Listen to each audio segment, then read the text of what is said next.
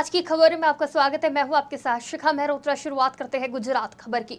खंबालिया के कल्याण बाग से घी बांध तक जाने वाली सड़क पर लोगों को जान जोखिम में डालकर गुजरना पड़ रहा है।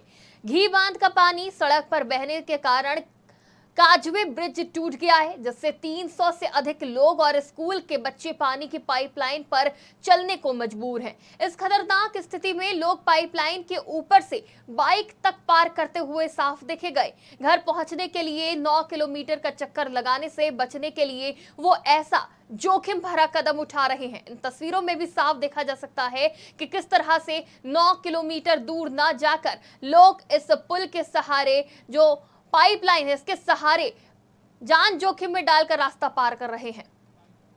आज से 15-17 વર્ષ પહેલા આ પુલ હતું। 15-17 વર્ષ પહેલા પુલ તૂટી ગયો, આટલું અરજી દીધી એમને, આટલું બધું કર્યું તો પુલનું નિવારણ આવ્યું નથી।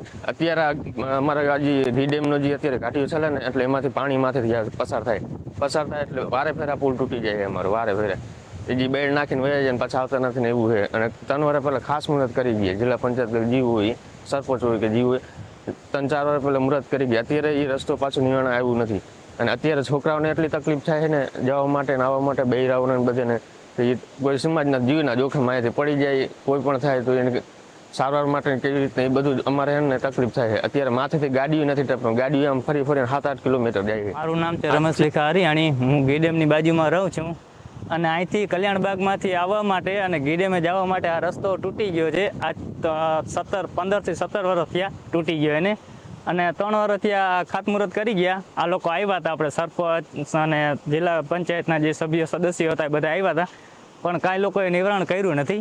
એટલે આપણે એને બધાને લોકોને કહેવાનું થાય છે કે જેમ બને એમ વહેલું આ પુલિયાનું કરો, કેમ કે અમારા છોકરાઓની ભણતર બગડે છે। મારું નામ। गुजरात की खबरों में फिलहाल इतना ही। देश और दुनिया की तमाम खबरों के लिए देखते रहिए आज की खबर।